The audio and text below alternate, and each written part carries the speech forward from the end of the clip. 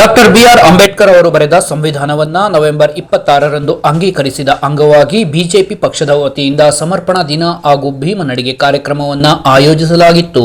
Doctor B R Ambedkar ಪುತ್ಥಳಿಗೆ ಮಾಲಾರ್ಪಣೆ ಸಲ್ಲಿಸಿ ನಂತರ ನಗರದ ಬಲಮುರಿ ಸರ್ಕಲ್ನಿಂದ ಒಕ್ಕಲಿಗರ ಕಲ್ಯಾಣ ಮಂಟಪದವರೆಗೂ ಮೆರವಣಿಗೆ ಮೂಲಕ ಮಹಿಳೆಯರು ಹೂವಿನ ಬುಟ್ಟಿಯಲ್ಲಿ ಸಂವಿಧಾನ ಪುಸ್ತಕವನ್ನ ಹೊತ್ತು ಸಾಗಿದರು.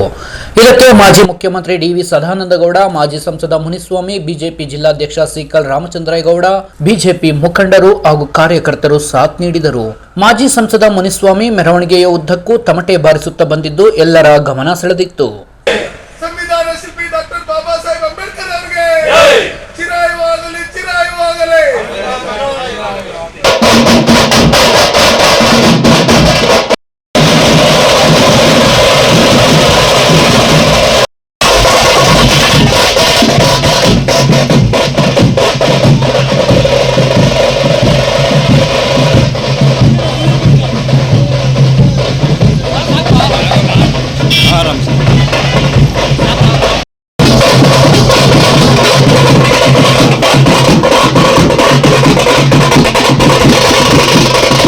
ನಂತರ ನಗರದ ಒಕ್ಕಲಿಗರ ಕಲ್ಯಾಣ ಮಂಟಪದಲ್ಲಿ ಆಯೋಜಿಸಲಾಗಿದ್ದ ವೇದಿಕೆ ಕಾರ್ಯಕ್ರಮವನ್ನ ಅಂಬೇಡ್ಕರ್ ಭಾವಚಿತ್ರಕ್ಕೆ ಪುಷ್ಪಾರ್ಚನೆ ಮಾಡುವ ಮೂಲಕ ದೀಪ ಬೆಳಗಿಸಿ ಕಾರ್ಯಕ್ರಮಕ್ಕೆ ಚಾಲನೆ ನೀಡಲಾಯಿತು.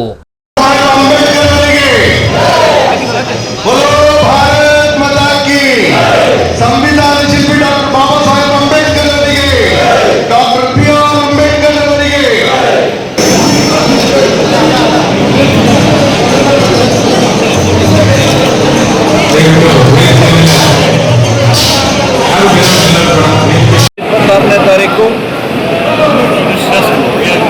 ಬಾಬಾ ಸಾಹೇಬ್ ಅಂಬೇಡ್ಕರ್ ಅವರ ಏನು ಸಂವಿಧಾನವನ್ನು ಬರೆದಿದ್ರು ಅದನ್ನು ಅಂಗೀಕಾರ ಮಾಡ್ತಕ್ಕಂಥ ದಿನ, ಸಂವಿಧಾನ ದಿನ ಅಂತಲೇ ಇಡೀ ದೇಶದಲ್ಲಿ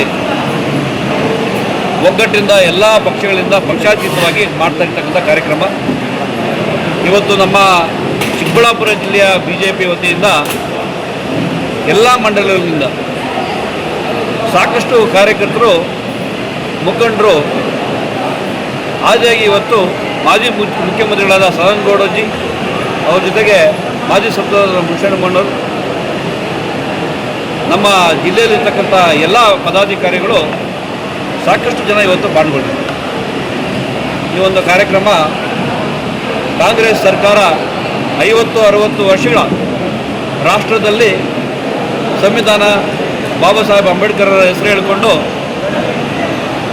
ಏನು ಸರ್ಕಾರ ನಡೆಸಿದ್ರು, ಇವತ್ತು ಅವರು ಮಾಡಿರ್ತಕ್ಕಂಥ ದ್ರೋಹ ಇಡೀ ದೇಶಕ್ಕೆ ಗೊತ್ತಾಗಿ ಕಾಂಗ್ರೆಸ್ ಮುಕ್ತ ಭಾರತ ಆಗ್ತಕ್ಕಂಥದ್ದು ಅತಿ ಶೀಘ್ರದಲ್ಲಿ 2-3 ರಾಜ್ಯದಲ್ಲಿರ್ತಕ್ಕಂಥ ಕಾಂಗ್ರೆಸ್ ಈಗ ಮುಂಬರುವ ದಿನಗಳಲ್ಲಿ ಕಾಂಗ್ರೆಸ್ ಮುಕ್ತ ಏನು ಭಾರತ ಆಗ್ತಕ್ಕಂಥದ್ದು ಹತ್ತಿರದಲ್ಲಿದೆ. ಸಾಕಷ್ಟು ಬೂತ್ ಲೆವೆಲಲ್ಲಿ ಕೂಡ ಎಲ್ರಿಗೂ ಇವತ್ತು ಅಂಬೇಡ್ಕರ್ಗೆ, ಡಾಕ್ಟರ್ ಬಾಬಾ ಸಾಹೇಬ್ ಅಂಬೇಡ್ಕರ್ಗೆ ಕಾಂಗ್ರೆಸ್ ಅವರು ಮಾಡಿರ್ತಕ್ಕಂಥ ದ್ರೋಹ ಏನು, ಮೋದಿಜಿಯವರು ಬಂದಾದ ಮೇಲೆ ಮೋದಿಜಿಯವರು ಕೊಟ್ಟಿರ್ತಕ್ಕಂಥ ಕೊಡುಗೆ, ಗೌರವ, ಸಮಾನತೆ ಎಲ್ಲ ತಳಮಟ್ಟದಲ್ಲಿ ಇವತ್ತು ಗೊತ್ತಾಗಿದೆ. ಏನು ರಾಹುಲ್ ಗಾಂಧಿಯವರು ಸಂವಿಧಾನ ಬುಕ್, ಚಿಕ್ಕ ಬುಕ್ಕನ್ನು ಇಟ್ಕೊಂಡು ಓಟ್ ಚೋರ್ ಅಂತ ಹೇಳ್ಕೊಂಡು ಏನು ಓಡಾಡ್ಕೊಂಡು ಬಬ್ಬೆ ಹೊಡ್ಕೊಂಡು ಓಡಾಡ್ತಾ ಇದ್ರು. ಇವತ್ತು ಎಲೆಕ್ಷನ್ ರಿಸಲ್ಟ್ಗಳು ಯಾವ ಥರ ಬಂದಿದೆ ಅಂತ ಹೇಳಿದ್ರೆ ಎಲ್ಲರೂ ಹೇಳ್ತಾರೆ, ನಮ್ಮ ಕಾರ್ಯಕರ್ತರು, ನಮಗೆ ಯಾರೂ ಬೇಕಾಗಿಲ್ಲ, ರಾಹುಲ್ ಗಾಂಧಿಯವ್ರನ್ನ ಕರ್ನಾಟಕಕ್ಕೆ ಬಂದು ಈ ಎಲೆಕ್ಷನ್ ಬಂದು ಕ್ಯಾಂಪೇನ್ ಕರ್ಬಿಟ್ರೆ ಸಾಕು 120 ಸೀಟ್ ಬರೋದು, 200 ಸೀಟ್ ಬರ್ತಕ್ಕಂಥದ್ದು ಇವತ್ತು ಪ್ರಚಾರ ಆಗ್ತದೆ, ಜನರ ಮನವರಿಕೆ ಆಗಿದೆ. ಸಂವಿಧಾನವನ್ನು ಗೌರವ ಕೊಟ್ಟಿರ್ತಕ್ಕಂಥ BJPಯಲ್ಲಿ ಅತಿ ಹೆಚ್ಚು ಸಂಖ್ಯೆಯಲ್ಲಿ ಇವತ್ತು ಚಿಕ್ಕಬಳ್ಳಾಪುರ ಜಿಲ್ಲೆಯಲ್ಲಿ ಬಂದು ಗೌರವ ಸಮರ್ಪಣೆ ಮಾಡಿದ್ದಾರೆ. ತಮ್ಮ ಮುಖಾಂತರ ಎಲ್ರಿಗೂ ಧನ್ಯವಾದಗಳನ್ನು ತಿಳಿಸ್ತೀನಿ.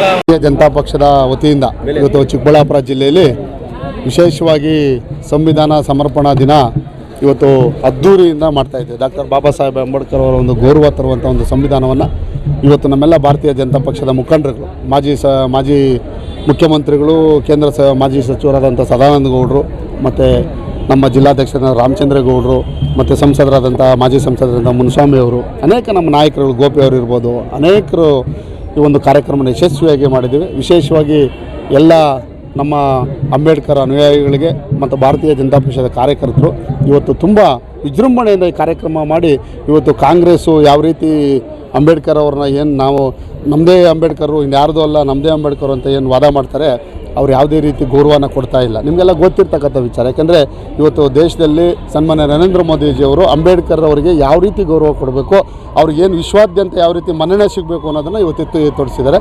ಅದನ್ನು ಇವತ್ತು ಪ್ರತಿಯೊಬ್ಬರಲ್ಲೂ ಕೂಡ ಆ ಮನಸ್ಸಲ್ಲಿರ್ತಕ್ಕಂಥ ಅಂಬೇಡ್ಕರ್ ಅವ್ರನ್ನ ಇವತ್ತು ಅಂಬೇಡ್ಕರ್ ಸಂವಿಧಾನದಿಂದ ಪ್ರತಿಯೊಬ್ಬರಿಗೂ ಅವಕಾಶಗಳು ಸಿಗ್ತಾ ಇದೆ ಅನ್ನೋದನ್ನು ಇವತ್ತು ಎತ್ತಿ ಹಿಡಿದ್ಬಿಟ್ಟು ಒಂದು ಕಾರ್ಯಕ್ರಮ ಯಶಸ್ವಿ ಮಾಡಿದೆ.